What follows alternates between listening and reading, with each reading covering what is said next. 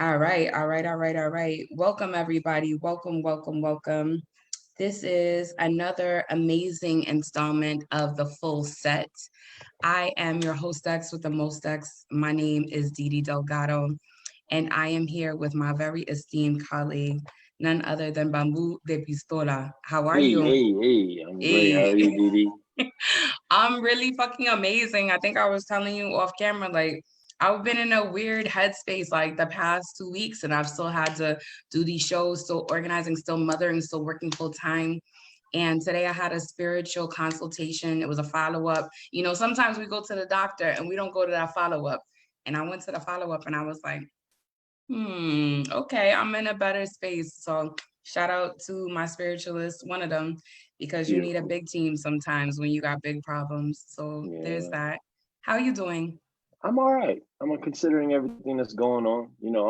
I'm doing okay. I'm worried about you and all the other folks on the front line. I'm glad you got to see somebody Good. to lift that spirit. Because just talking to our peers, a lot of folks don't have that outlet.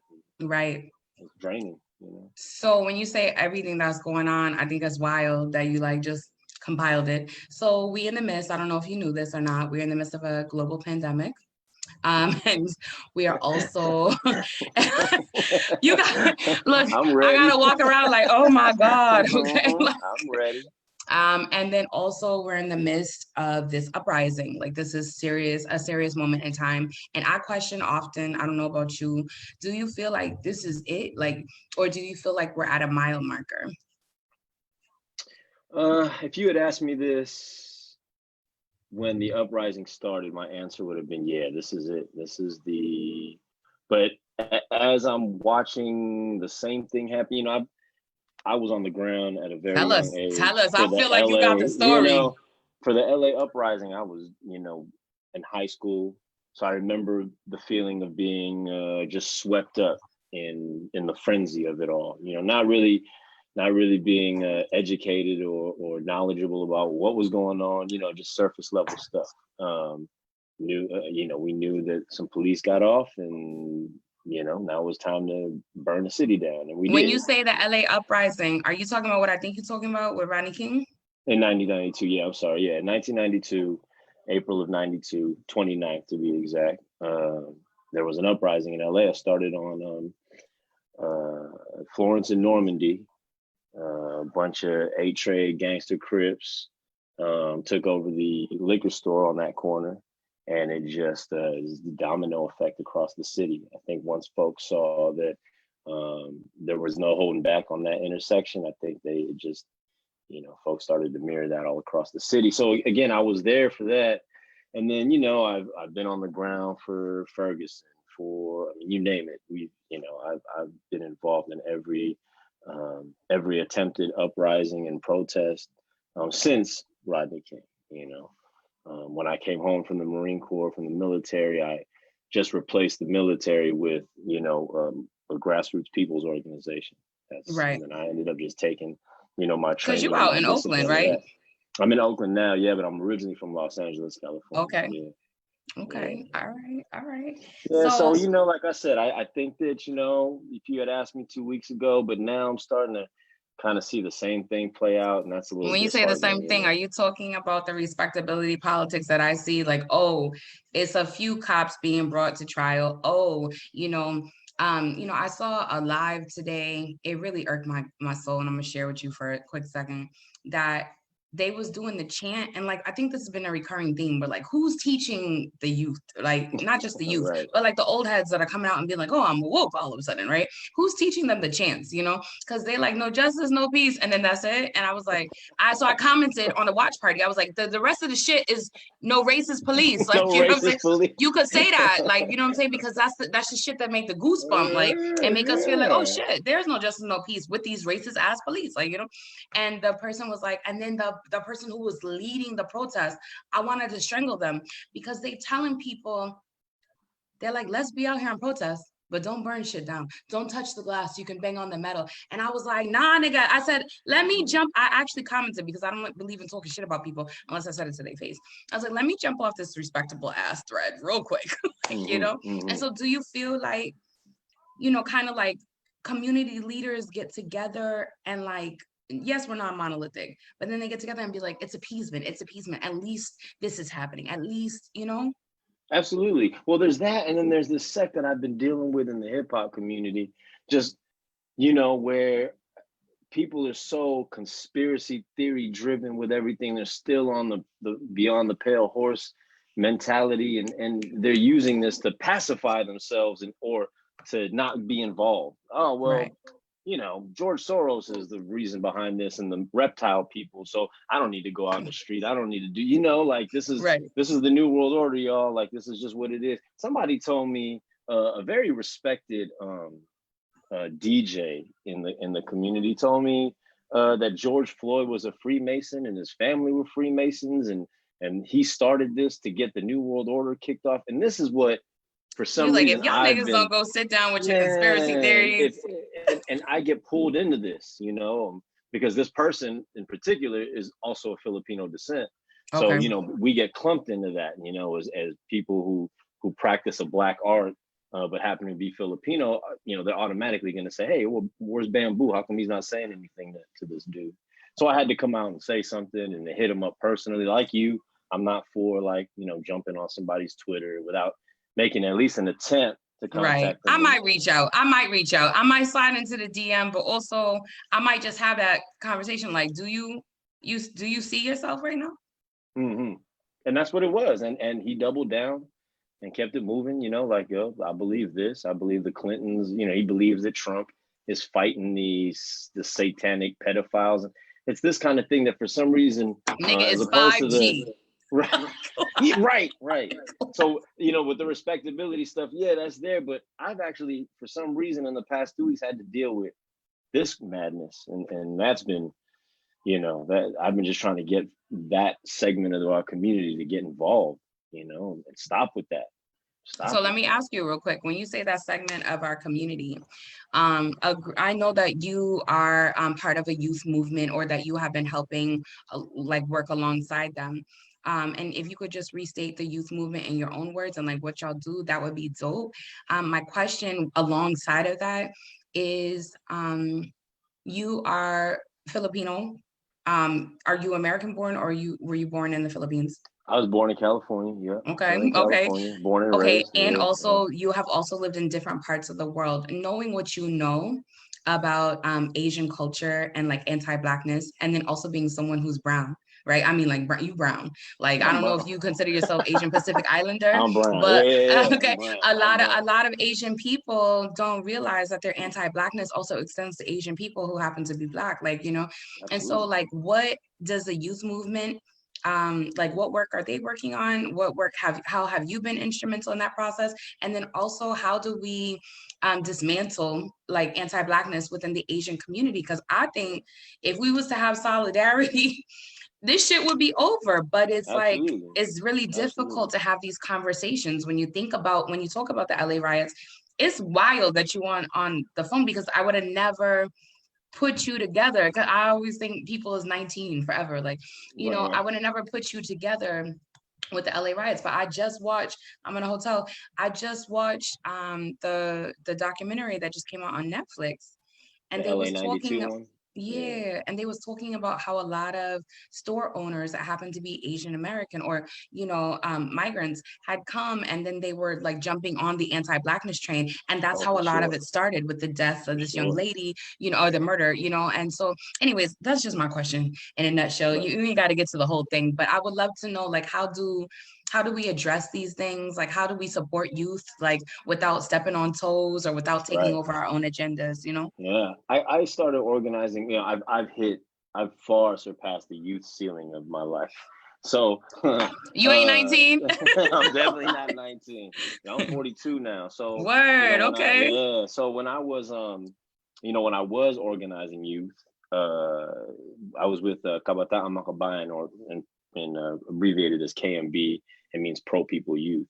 And it was really like during the anti-war protest that we. You have a great analysis on war and capitalism. I was gonna tell you, but you knew this already. But go ahead. Yeah, so I started working with the youth there. And it was really just to build a bridge between what was going on with the Filipino-American community here and how that related to what was going on in the Philippines. You know, there's a lot of things going on in the Philippines that can directly be related to our migration story, which leads me to our assimilation story. You know, Ooh, I think you better when tell it. when a lot of our parents came here, it was during the Reagan 80s, and they adopted a lot of that anti-Blackness. They adopted a lot of that, you know, the bang bang shoot 'em up feel of that era with the Schwarzeneggers and the Stallones and the Rambos, and all our men took on that hyper masculine kind of, you know, they really emboldened them to become that. And that really plagued our community for a really, really long time. It still plagues our community to this day, especially with anti-Blackness. And that's a tough conversation to have because we also come from a country that's, you know, super religious, uber Catholic. I mean, just, you know, I don't think there's a place on earth more Catholic than the Philippines. It's ridiculous. And that comes with a lot of anti-Blackness because the form of Catholicism that they have adopted is all white. It's, you know, white saints, white Jesus, white God, white everything. And most Filipinos that make that decision to come to America want to be accepted in that world and try to you said you had no spirituality, but you have an analysis of your colonized spirituality. So like I did a little research when we first hopped on the phone call, so we might talk about it, but then I was like, we're not gonna talk about it because we ain't got time, but you brought it up. So I know that a lot of indigenous Filipino people believe in ancestral veneration, like, you know what I'm saying, like, and so what do you do? I personally believe that a lot of our awakening is going to be leaning on to those who came before us. We always talk about know where you come from. And so like, what would it look like for Asian folk to be like, okay, these are our what white people have been calling mystical practices or giving leeway to the Asian mysticism, right? But these are our practices and look how they are in alignment, or look how they have differences with African traditional religions, right? What does that look like for you? Because I feel like it might be lonely without that spiritual connection. You got millions of ancestors behind you, my nigga. Like, yeah, that's what's funny you said that, because you know, if you listen to my first album that came out in 2003, it's riddled with Ifa and the Yoruba tradition. I practiced the Yoruba tradition for the, you know, a big chunk, like almost 10 years. I almost broke my coffee cup. You know, so I had studied that. You know, I was raised by a Babalao. He raised me, you know, I fell in love with his daughter, and she and I, you know, I spent a lot of time together, and I was, you know, fully embraced into that culture. I won't even call it a religion, and I still hold a lot of those ideals. The questions I started to have were, what about, like you said, what about my ancestors? I was praying in Yoruba. I was going to Yoruba land. I was going to Nigeria. I was doing all these things, and I felt there was this hole that nobody could answer. Like, what about my folks? You know, yes, I recognize my African ancestry. I recognize this spiritual base, and I respect it. But there's got to be something where I'm from. Right. And I spent a lot of time searching for that until I really got knee deep into organizing. And a lot of my mentors who come from the old school, a bunch of communists, they're just like, get rid of all that, get rid of all that. But see, the thing is, they were just like, get rid of all that spirituality. It means nothing anymore. This is the problem. This is problem A, and we got to solve problem A, and spirituality ain't going to solve problem A. And that's where they come from. They were also men who raised me that didn't take care of themselves, right? You know, and because they didn't have a spiritual base, and I had to learn that later in life. Again, having children really started to put me in that. Well, I need to be better for myself and for my children. Ooh, so I'm glad you're talking about it. As my baby daddy texting me right now. So I don't have a practice per se, but I definitely, in my quiet moments, will talk to my ancestors, or, you know, if there's a little too much turbulence, I might scream for Ogun or something like that on a plane, you know, like that. So it's definitely still ingrained in me. And even in the way that I practice my organizing is, you know, there's some spiritual base to it. But, you know, you said you went to a spiritualist. I don't have that in my life at the moment. You know, where I can go to somebody I want and to say, hey, connect you to somebody. clean my stuff up. No, she gonna collect you, and I'm gonna refer you to her. Her name is Daisy October, and she's out in LA. I know you in Oakland, but I know she have connections to other people, and she's about her business here. Like, you know what I'm saying? And so I think that there was a reason why we were supposed, and I think I kind of like mentioned that to you. I was like, we might talk about it. Like, you know, and I didn't know it was gonna get that deep. I did not know that these were traditions that you also hold dear. But I think about you know, how a lot of Filipino indigenous folks believe in seance, and they believe in calling on not only their ancestral spirits, but on animal spirits. And I just think about how it's so closely related. And like, I just wish we had freedom to explore that, but like everything's going on. I'm glad you brought up I'm not even gonna leave it on you. I'm gonna do the emotional labor because I believe it's that important. I'm gonna connect you with her. Something that you have brought up was like the time constraint. You know, I'm super late because I just came 30 minutes out of my way to go to that. But the time constraint was important, and why? You were like, I want to help my partner out. And that to me is like sort of on the theme that we've been talking about too. Like, what does love look like outside of trauma bonds? What does it look like? Because you and your partner look like y'all been going strong, right? And it doesn't mean y'all are without faults or without like breaks or whatever, but what does it look like to examine your masculinity in a way that supports the femininity or like the divine of like the family union, or what we know to be the family union? How do your examination of yourself lend to that? So I never heard a man say, I gotta go. I don't have to go, but I would prefer to go so that way I could support my partner and my 2-year-old. Like, that was amazing to me. I recognize that I am able to do what I can do because of the unpaid labor of the woman that, you know. You better be a feminist. You know, I am. I absolutely am. And I, you know, because I know that, you know, everything, the emotional labor, the physical labor is unpaid, unquantifiable. And I stand because of that, from my mother, my grandmother, all the way to, you know, my partner now.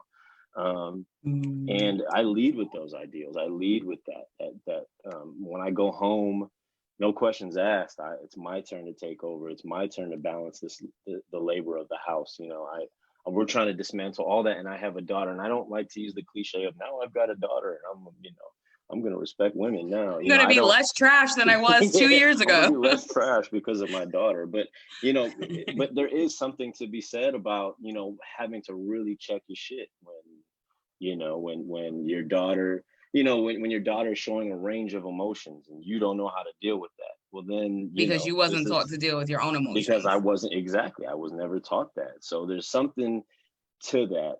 And you know, I'm veering off topic, but, you know, yes, I encourage all the men, all of my men, all of my brothers, all the you know, all my organizer folks out there, all the rappers out there, whoever it is, Please I speak need about the y'all to rappers. really, y'all need to really examine that. I mean, you need to, I mean, I can go on for days about this, you know, and challenging my brothers to kind of reanalyze the way they see things.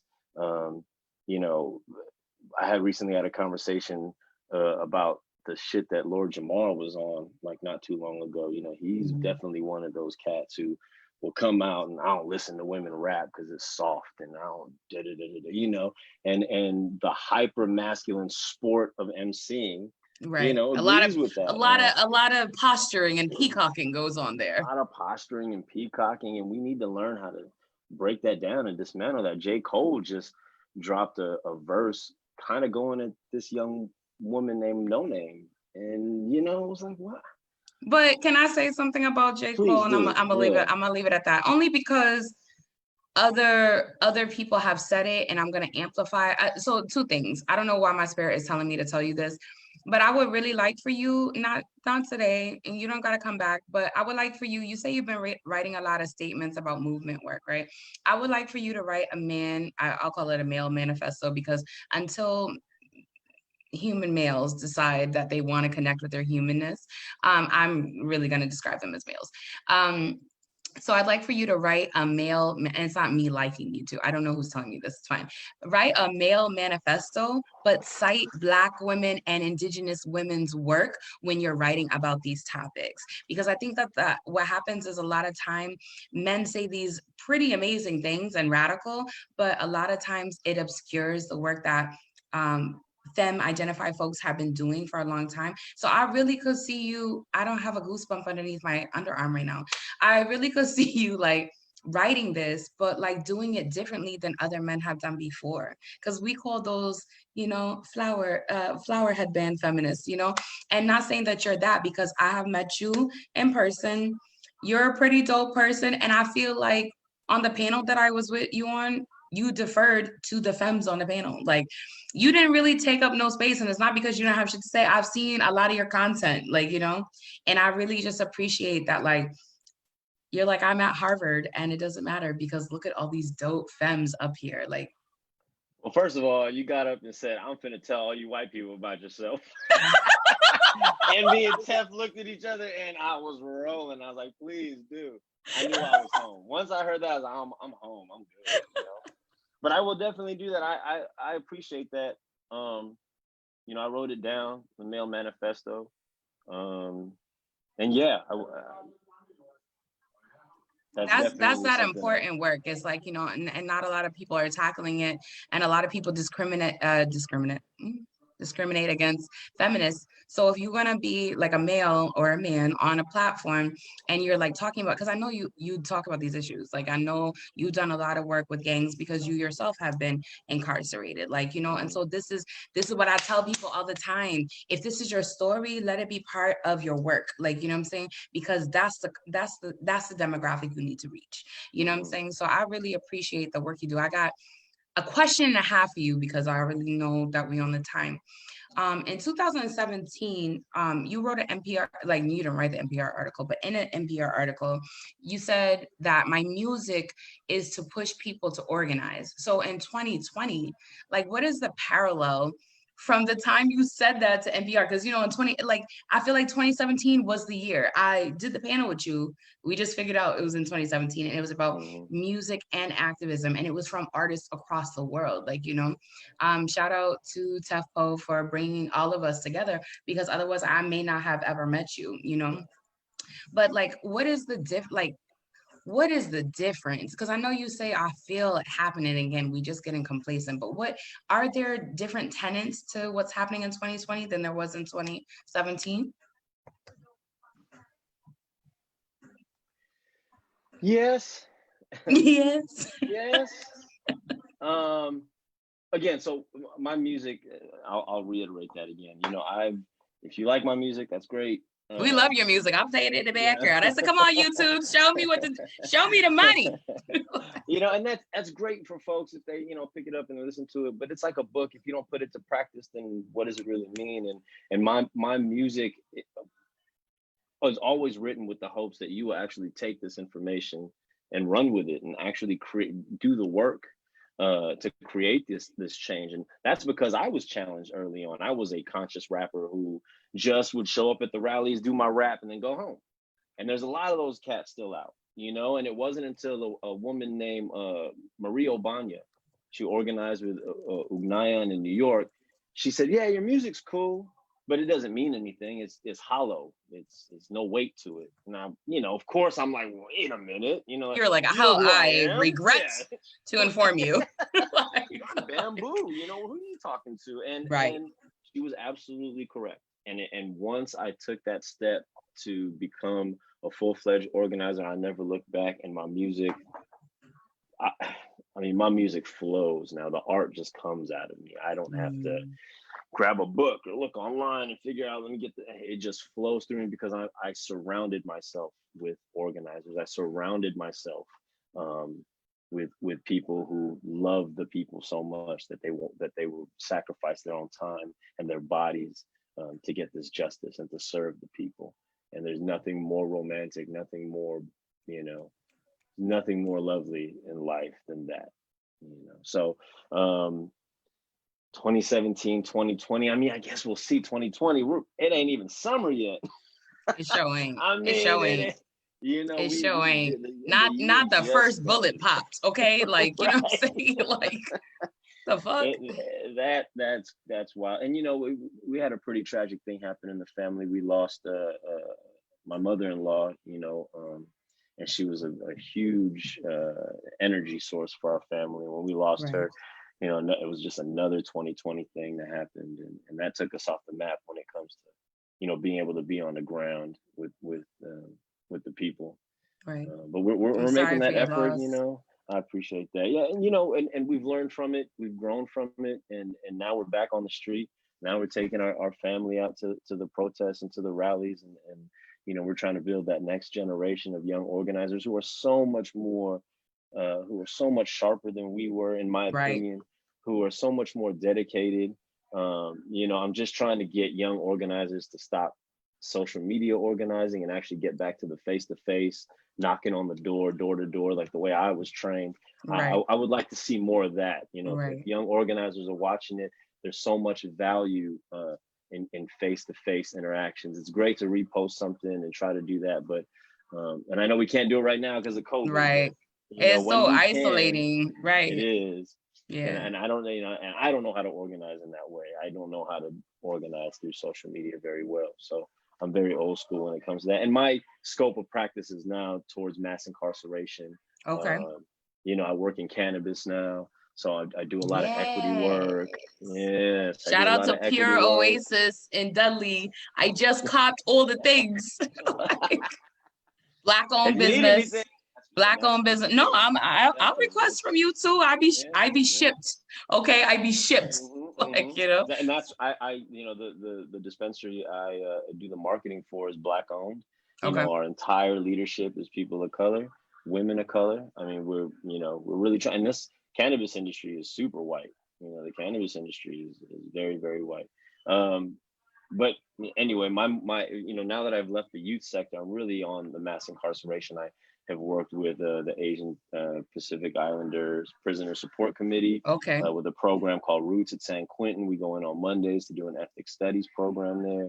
Obviously, it's on hiatus right now with COVID. Right. Um, And I but just you know that imagine how isolated those folks feel because they was getting support in a very real way. And then it's like, you gotta pause. What I do know is that um in Albany, we have like you know, alternatives to incarceration program at my day job, right? And they have like been able to go into the prison via Zoom, like, you know what I'm saying? Like, they just like kept advocating as like a health thing. Like, you know what I'm saying? So maybe that might be something, you know, yeah, for y'all to we can. rally around or whatever. So that way, like, folks can at least still have group, like, you know what I'm saying? And still feel, I be feeling connected as fuck. That's the only reason why I still continue these conversations. What I wanted to tell you about J. Cole, before I forget. You had Yeah. said something about the person giving you a critique and saying that, you know, your rhymes was hollow. And you were like, so there's a group called Katani. They are in upstate New York, and I have so much love for them as artists. And I've invited them to Katani. several shows. Yeah, Katani, Katani. And I've invited them to several shows, including one that Tef and I threw together at the Harvard Ed Portal.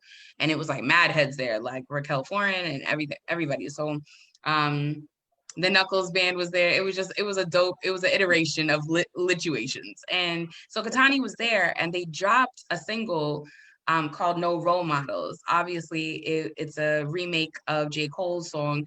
And in the chorus, I'll never forget, um, she was like, I would never want my daughters to know how it feels. And Coretta Scott King would have hated Dreamville. Talk to him. Ah! Like, you know, Ooh. yo, they go in, like, you know what I'm saying? And one is Puerto Rican and one is Nigerian, if I'm not mistaken. And they both have dreadlocks, and they just like kill the whole song. And they use a term that you just used. And um, they were like, one time for all of my sisters, one time for the niggas who know that you can't try to separate women by calling some bitches and hoes. Like, you know, you can't be like, oh, you know, like, I want to see your crooked smile, and then be like, you know. And so I thought that was dope, because Coretta Scott King would have hated Dreamville. Like, you know what I'm saying? Like, and the fact that they like in the bridge, they go, he hollow with the movement, he shallow. Like, you know what I'm saying? Like, Oh, I got it. and Yeah, I like, wrote it yo, down. you gotta download their I entire got it album. Their down, man. fucking website is Misogyna, like, you know, and so they basically take Oh, I gotta songs fuck with and really this. repurpose them. Like, you know what I'm saying? Yeah. So yeah, check them out. They dope as fuck.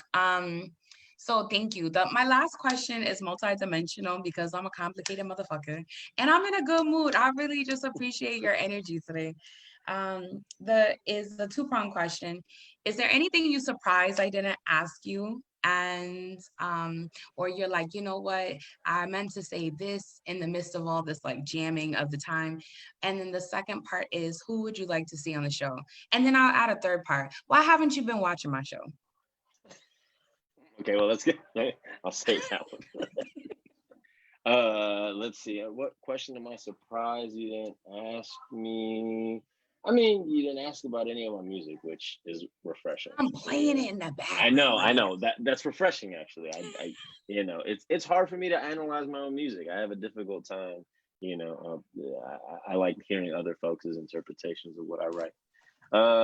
And then the second part of that is who I'd like to see on the show. Oh, that's a great one. There's a woman named Ninochka in New York. Okay. She is one of the founders of Affirm, which is a militant women feminist organization. Okay. I really I really use her work as kind of the backbone for my own analysis of things. You know, I really look up to Affirm, the organization that she founded. They are doing probably some of the realest work on the ground. Okay. And I love them. So if you could have anybody from Affirm on there, I would on the show. And then the third part of the show, I don't have an answer for that, but it starts today. Thank you. I just needed a commitment from some nigga I know. Just a commitment. You're getting that. You are getting that. I mean, I follow you on Insta and all that, you know, but you're right. I need to be supporting the show. I need you absolutely right. Thank you for checking me on that. I will definitely promote and I will definitely look out for it. But yeah, and I love you. I appreciate you. I read. I obviously back last year I read your Sean King tweets and it really, but you know, and I was one of the folks that was really like, oh, Sean King is really we love this white man. We love him. I love him. You know, I was like, oh, he's great. And then I started to hear those small kind of, hey, what's going on with the money? You know, and then it wasn't until I read yours and you had points like I added two more today because I was busy. Oh, yeah.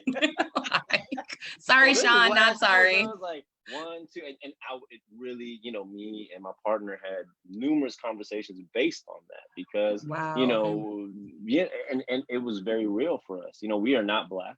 We practice a Black art, you know, so we always recognize. And thank you for giving deference to that hip hop is a Black art. So thank you. Absolutely, yeah. And I hate when people say we make Asian hip hop or I do Asian or Filipino. I'm the first one to say, shut the fuck up. Like, this is a Black art. And I'm also, and at the same time, I'm also not one of them art for art's sake, let's say hip hop kind of cats. Like, right, okay. At the end of the day, I'm like, fuck hip hop. Further hold the shit down. Yeah, if Black people are dying, who cares if the people who gave us this art are suffering and are being subjected to these things, then are we really hip hop? You know what I mean? Right, so, right. That's where I'm at with that when it comes to recognizing that it is a Black art. And I came up in a time where like rock and jazz were all white, and it took me a long time to realize, stolen. Yeah, I'm like, oh, you know, I was a high schooler by the time I realized, oh, this shit's all stolen. You know? Right. So I also don't want to see hip hop go that way, which it's kind of starting to. You're like, everyone's got a backpack now, don't they? Yeah. Let me shut up before I get in trouble. All right. So thank you so much. I'm going to respect your time limit. Thank you so much for appearing. Of course. I have a 3-year-old about to be 4. So yeah. Thank you so much for being a guest of mine on The Full Set. Y'all need to go to Spotify, to Apple Music, to all streaming platforms and download all 30,000 articles of incorporated music from Bambu de Pistola. Your music is like it's never the same. And so thank you. I appreciate that. Thank you very much. I love you, and I hope I see you soon. All right, this has been another episode of The Full Set. Y'all have a good night. Peace.